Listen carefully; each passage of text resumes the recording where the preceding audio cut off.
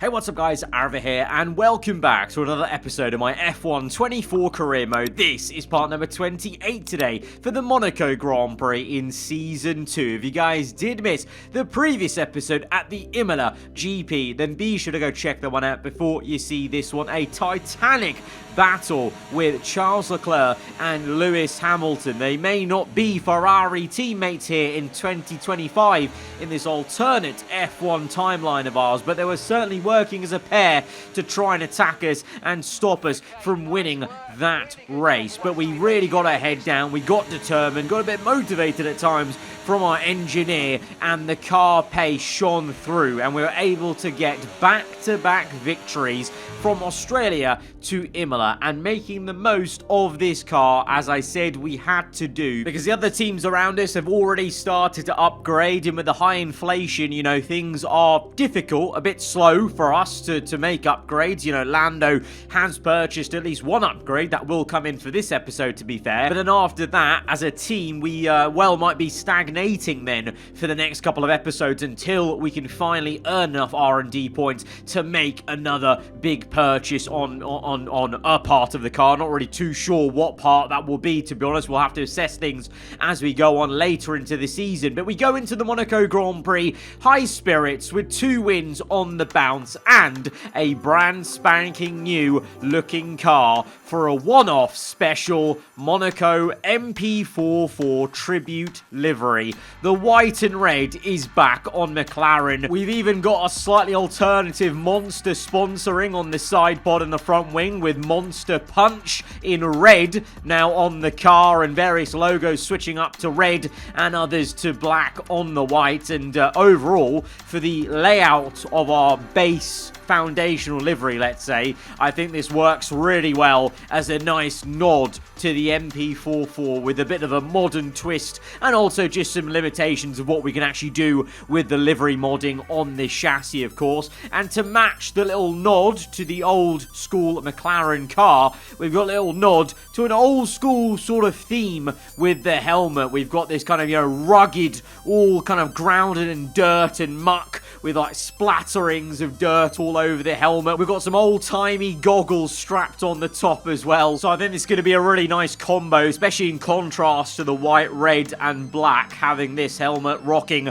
for one race for the Monaco Grand Prix. Monaco's always a special place, and especially in real life, as of late, teams have loved to do something a little bit unique and special, and we are no different today for the upcoming Grand Prix, which I said we do have an upgrade for. Surprisingly, we actually make a little bit of an improvement versus Red Bull, Ferrari and Mercedes, who all plateau. You can see how close Mercedes and Ferrari are, by the way, because you can't even see where Mercedes are on the R&D chart there. They're underneath Red Bull and Ferrari, it would seem. But yeah, we make a small step forward into Monaco. But to be honest, the upgrade we've got is drag reduction, so I don't know how much of use it's going to be for Monaco. We actually might only see the benefit of this upgrade in the next race at Canada. Monaco, obviously, it's all about downforce and then the driver making the difference. So I don't really know if the drag reduction update's going to make much of an impact for this one, but it's still just visually nice to kind of have it. Kind of gives you that little bit of confidence. Okay, we have made a step forward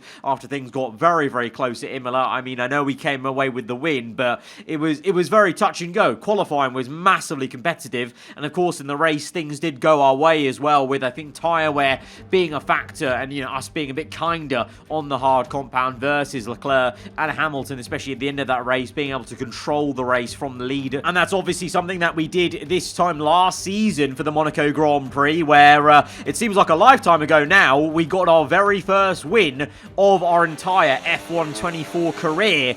You know, what a place to get your first win at Monaco, in that amazing outcome where, you know, the red flag came out on lap 1 and we had the advantage in terms of switching over to the hard compound just like they did in real life, and then making the most of it and controlling the race from the lead. Well, we're going to want to try to do that again and get towards the front of this grid in the most crucial qualifying of the entire season. But you may notice the car not really looking that amazing out there. A few moments of oversteer and kind of sliding about. And I've got to say, you know, from the get-go, we loaded into the session. We had a load of traffic that kind of put me off a little bit. Then we did our lap and it wasn't great. We then went on for another run on the same set of tyres, you know, on that same run because I had enough fuel. So I just went around again, charged up the battery. We go again on the second proper flying lap, third lap in total in this session. We do go 1.6 seconds quicker,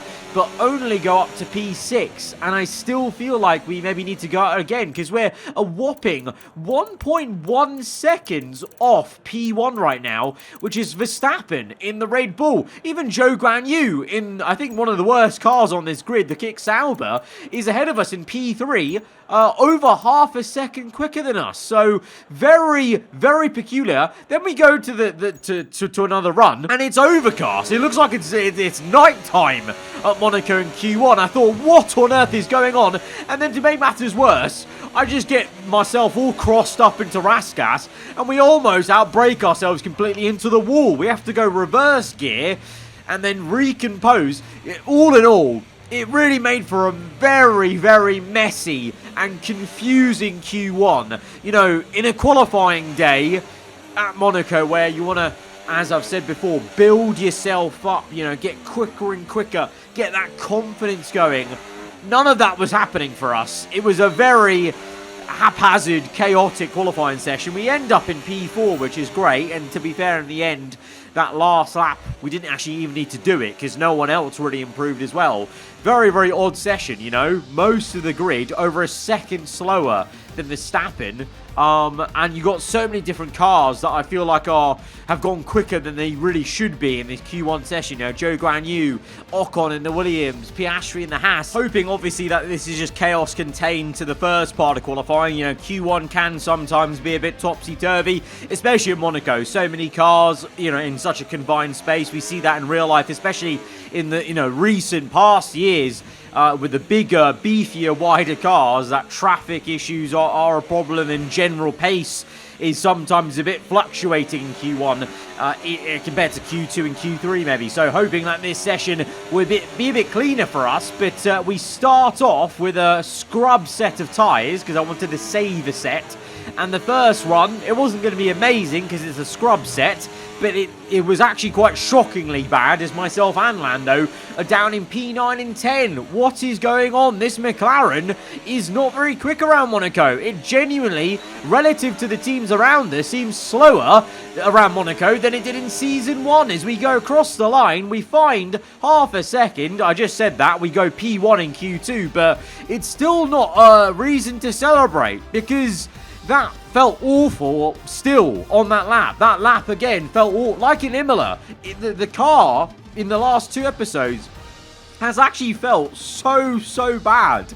And yet the lap time is being produced at least now in Q2 in Monaco. But for Lando, he only just made it in. So we've still got to worry a little bit the fact that our teammate has only just made it in. And maybe others have gone a bit slower this time around in Q2. In Q3 we're going to have to see. But things have not gone as smoothly as I would have liked it to so far. You know, returning to the place where we got our first race win of our career off the back of 2 wins in a row. I was hoping that we could really lay down a marker and, you know, continue those good vibes and, you know, do well in this lovely looking MP4 tribute McLaren livery. But clearly right now we're leaning a bit more towards the one-off livery, giving us a bit of bad luck like it sometimes does in real-life Formula 1. Because once again, the first run, like in Q2, not looking too great. Again, this was on a scrub set that I've already used in Q2 basically. This was the same set I used on my second run that got us P1. So now this is our one and only new set of soft tyres into Q3, but we're P8, Lando's P10. So all the pressure is on us and on this lap to deliver, because otherwise it'll be P8 minimum as we go barreling into turn 1, far too hot as the pressure gets to me. I was so eager to do well that we just went way too late on the brakes and we've lost nearly a quarter of a second alone in turn 1. We're having to claw it back in the rest of the lap, basically, but that was a horrendous first corner. Lando has gone quicker on his second run. I imagine that was also his one and only new set of tyres, as he's up to P7 as we just about navigate swimming pool there, but we were understeering towards the wall. A lock-up and a half into Raskas as we try and dance the car around, but it's a bit nervous on the rear end. Not as planted as I would have liked it. Across the line, half a second gained, and it is P4 on the road. And to be honest, with how that lap went, I'm pretty happy with that, because we lost a quarter of a second in turn 1. If we actually didn't lose that, this could have been a very different story. This could have been us conquering this car and getting up to P1 and being on pole, but instead it's the home favourite, Charles Leclerc, on pole position. Very odd grid, I must say. Perez in the lead Red Bull, second place. Alonso alongside me on the second row. Lando only down in P8. I'm still not convinced, even though it's very close, 0.067 covering the top 4. We could have actually, in hindsight, been on pole position if it wasn't for the mistake into turn 1. I'm still not convinced, though, that, unlike an Imola, I think this car feeling this bad around a track like this, where it is all about the driver. It's really, you can outdrive the car around here. So if the car feels this bad and we're in light, low fuel conditions, God forbid how this car is going to feel on heavy fuel at the start of this Grand Prix. This might be a bit of a long one for us. We're going to have to hope maybe tyre wear, maybe strategy comes into play for us to help out. Otherwise, it's going to be a bit of a torturous Grand Prix because, yeah, take my word for it, the car felt rubbish. Absolutely rubbish. Let's go to the grid. Let's just hope, like in Imola, that hopefully the performance pays out, but I'm not feeling confident. Formula One returns to Monte Carlo once again today, home to the world-famous Monte Carlo Casino that first opened in 1863. And of course a certain road race first held in 1929. And there's no greater an occasion, no more valuable a win than the Monaco Grand Prix. The astonishing Circuit de Monaco is, for all intents and purposes, virtually unchanged since its inaugural race back in 1929. The faster cars of today ensure the 19 corners past the casino and along the seafront remain as thrilling as ever. A 2.1 mile lap here takes us around an entire country, yet never more than inches from the race-ending barriers. It's time to take a look at our starting grid for today's race. A fantastic effort from Charles Leclerc yesterday, and it's put him on pole. Sergio Perez lines up alongside. Moving on to the rest of the grid, we have Fernando Alonso, a McLaren, Sainz, Verstappen, Russell, Norris, Hamilton, Albon, Tsunoda, Gasly, Oscar Piastri, Ocon, Joe, Bottas, Hülkenberg, Ricciardo, Sargent, and Lance Stroll brings the grid to a close. Which of these talented drivers will come out on top today? And alongside me in the commentary box today, a man who I always look up to, which is easier said than done, Anthony Davidson. I know what we've got to do before the start of today's race, but what about our driver? What do the final hours look like for them? Well, for them, you've got your pre-race rituals that you go through. You see different drivers that, some have got their headphones on, they're listening to the music. Some drivers really absorb the energy from the crowd and they're there waving to them. Other drivers, they go within themselves. They chat to their engineers, absorbing that information, that vital information that you need to carry you through the race.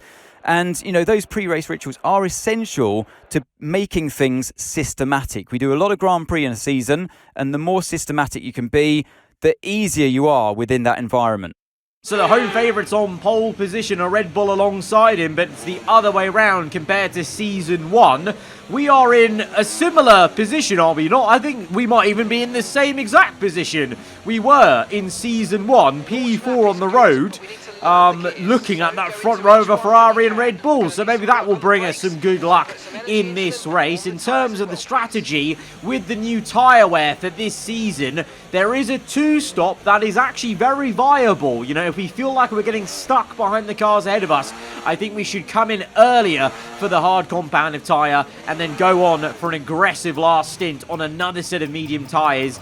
I'm confident that we can maybe make some overtakes today, but it depends also about how the car feels on heavier fuel. I am worried about that because really at no point did it feel great over one lap yesterday in qualifying, but we have to stop complaining and just get on with the job at hand, basically. We're still on the second row. That's still pretty damn decent. Let's see what we can do in the opening laps, which will be very crucial at a place like this. As we go to 5 red lights for the 2025 Monaco Grand Prix, we're on the way. Leclerc gets a great start in the Ferrari. It's a slow one for Perez. We can't quite make anything work on the left-hand side, though, but maybe up the hill as Alonso is a little bit susceptible. There's a bit of a gap there. We're trying to get our nose in to make the overtake on the Aston Martin. We're now neck and neck with Fernando. Big snap of oversteer. We're drifting through the streets of Monaco, and Alonso's still at it. We're neck and we're going side by side for this entire sector. That was unbelievable. Alonso, though, the wily old fox, he gets ahead, he stays ahead, and is actually very defiant in his defence. That is fair enough. We really gave it a good go, but he was really adamant about sticking with it, especially through Mirabeau. I was very surprised he was still there on the inside, and he had the much better racing line then for the hairpin. So it's all stationary then from the grid base. See a bit of movement going on, but it stayed the same. Leclerc from Perez, Alonso, myself, Sainz then, Verstappen, Russell, Lando Norris, Hamilton, and Yuki Tsunoda rounds out the top 10. So now the war of attrition begins. You all hunker down and you concentrate because you need max concentration to not put it in the wall and keep on the rear wing of your opponent. And with that, we go all the way to lap 7, and it is all the same at the moment. Leclerc still leads the way. Perez second place, but there is a bit of a gap forming there as Perez starts to slow, and myself and Alonso are catching him and being held up a little bit, maybe by his turbulent, dirty air. Meanwhile, behind me, there's a bigger gap there to Carlos Sainz because he's on the hard compound tyre.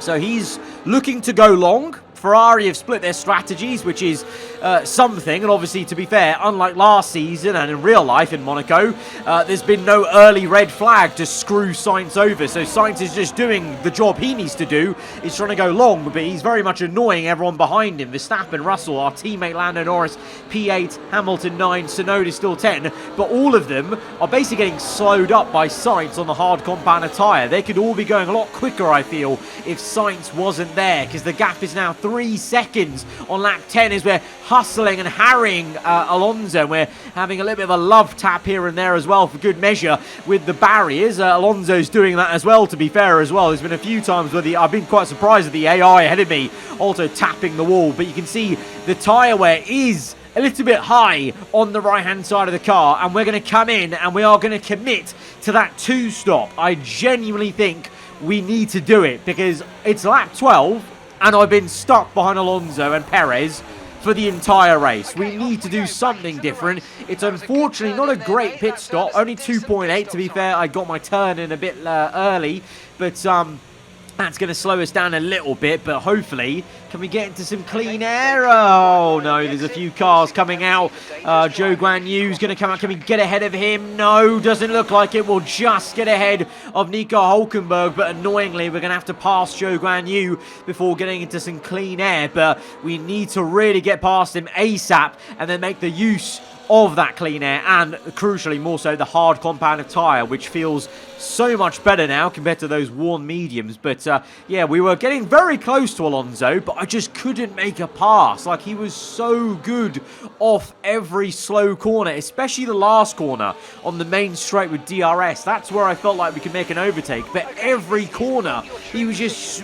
zooming through that right-hander and getting such a great acceleration launch onto the main straight as we launch it, to say that, on the inside of Zhou Guanyu out of the tunnel for a nice overtake up to P14. But yeah, I think we need this undercut. We need the 2-stop to work for us to try and get ahead of Fernando Alonso and even Perez. I think we have the pace to overtake Alonso and Perez on a 2-stop. if they are doing a 1-stop. But I feel like, you know, I feel like the AI also might be on a 2-stop, you know, just because they were very slow. Yes, I wasn't able to overtake them, but they were also slow. So I feel like they're going to eventually realize that they are a bit too slow to maybe make the 1-stop work. But let's see right now. Lap 14, no one else is in, and we now bunch up and close up to Ocon, Piastri, Gasly ahead of us. But remember as well, because we're on the hard compound of tyre, if we want to, we can actually revert back to a 1-stop, but at the moment all I've got on my mind is making overtakes as we make a very cheeky pass at the hairpin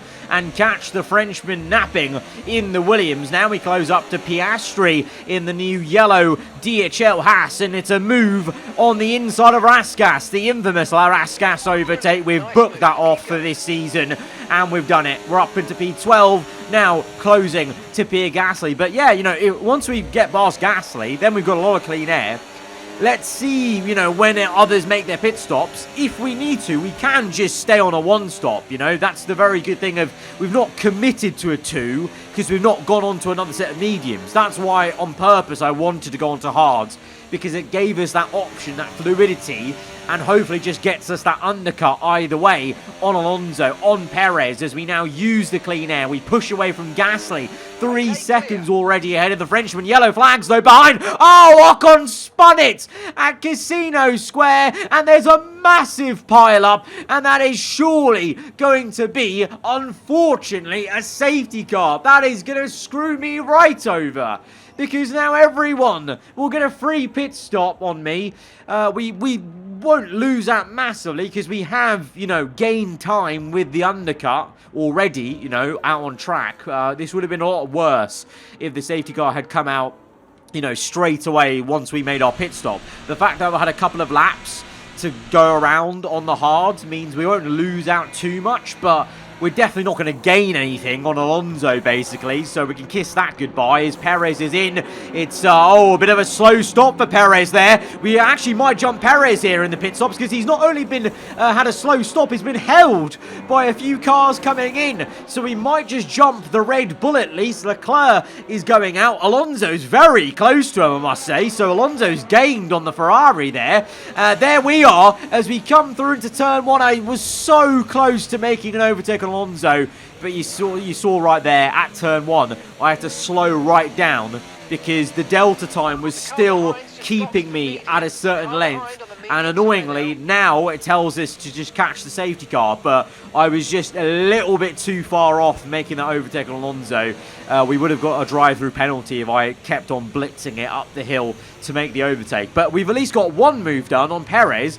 No thanks to my strategy, more thanks to him being held in the pits, basically. So we're up to P3 then, into the podium position. Alonso, though, still annoyingly ahead of us in the Aston Martin. Leclerc ahead of him on the medium tyre because he actually started the race on hards. It was my mistake. I thought the Ferraris split their strategies, but no, Leclerc was that quick on hards in the first stint, so as he gets us away, he well might be dominating this entire race actually, but we have a chance to maybe overtake Alonso. He's slow on the restart. He was recharging across the line. He even cut the curve there to stay side by side with us. That was a little bit cheeky from Fernando as we get ahead of him. We're up to P2, but we've understeered into Casino Square. Alonso's undercut us. He's switched it from right to left, and he's on the outside of Mirabeau. We lock up. Alonso gets the elbows out. He actually makes contact with the wall and our car as we... Oh my God, Fernando, what on earth are you doing, mate?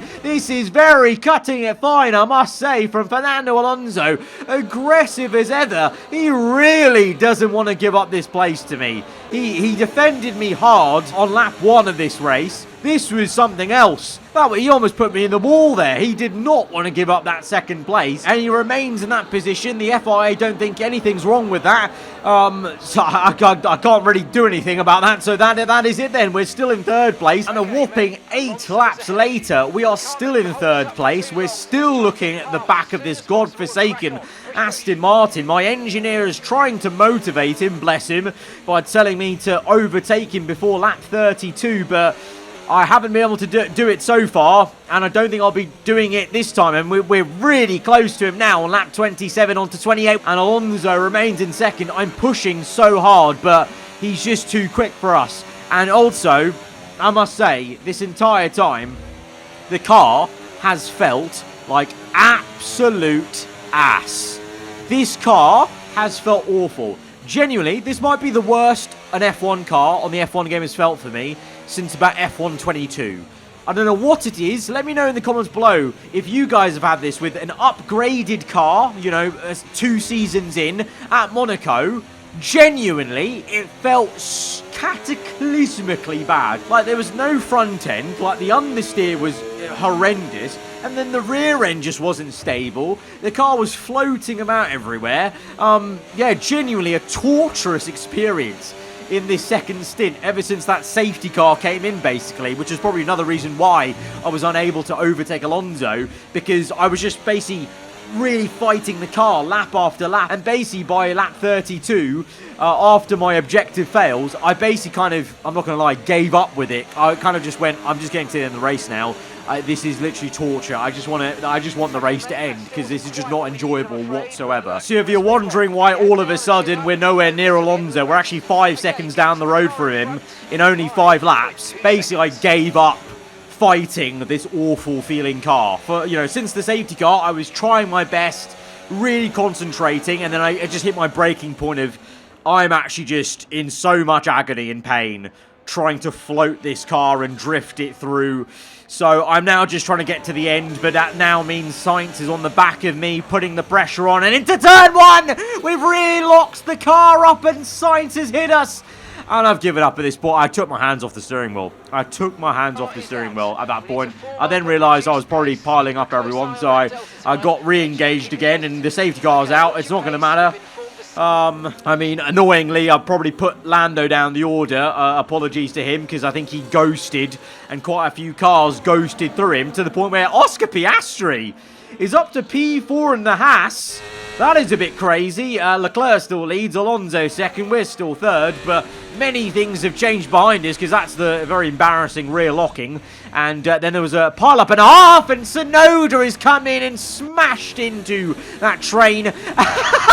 Piastri has quite amazingly ghosted through everyone like nothing, and that's how he got up to P4. The damage system needs a look at. I don't know how Verstappen and Tsunoda are still in this race. That should have been a monumental crash and like a red flag, but instead it was just a bit of an awkward centipede of ghosting cars, and Piastri is now through into P4. I think Gasly's up to P6 in the Alpine. We're still P3. Perez has got a 10-second penalty. I'll put my hands up and say that bit of chaos was my fault, but obviously just a massive lack of concentration for me, and a lack of motivation, really, with how this car was feeling. Nonetheless, on the safety car restart, again, Alonso's slow with the recharge, so we have a good go at him, because this is the only opportunity I will have to maybe overtake the Spaniard. You know, once we get going after lap 37, I'm sure he'll walk off into the distance, so we're now trying to give Alonso a taste of his own medicine. He was this aggressive with us on the first safety car restart, so we're trying it as well, but we've locked the rear again in this battle. In the inside of Mirabeau, into the hairpin. We're going to literally do what Alonso did to us, but he's so defiant.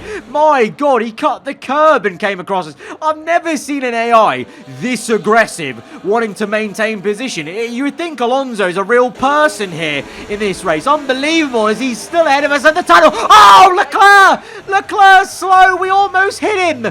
We have to take evasive action, and that was a code brown situation, I must say, in the tunnel. Leclerc's out, though. No words. No words. Aye. Unbelievable. Leclerc is out of this race. With only 4 laps to go, the Ferrari's retired from the race lead. He was dominating this one. Sargent's out, but no one's going to care about that one. Alonso, though, leads the way. Piastri second because of our lockup out the tunnel. I was so flustered by the fact I nearly DNF'd on Leclerc that I had no composure on the brakes. And to be honest, I was trying to just squeeze Alonso out of the way, because otherwise Alonso, I honestly think he was ready to put me into Leclerc's rear wing and just completely wreck my entire race. And now Perez on the Perez! Oh, what's going on in this race? It's all unraveled in front of us. No! Oh, and Mirabeau, me and Perez have come together. Oh, God, if the car didn't feel bad, it's going to feel pretty bad now. Oh, wow. Oh, wow. One-off liveries, huh? Oh, they really do not spell good luck sometimes in Formula 1. Oh, what a travesty of a race. And that crash with Perez really summed up, to be fair, how the car was feeling. Ricciardo then, P10, Joe Guan Yu, P9, Hamilton, P8, Lando up to P7 then, after actually being out the points from that centipede train that caused that second safety car. Verstappen P6, Sainz P5, Yuki Tsunoda in P4 with a broken front wing in the Visa Cash App RB. Pierre Gasly is in third in the Alpine, and Piastri is still in second place in the yellow DHL Haas. This is incredible, but at the front, ahead of all these guys, is one man, Fernando Alonso. He is the only other driver that has won in this season in 2025. It's been me and him, and he's going to take another victory here at the Monaco Grand Prix.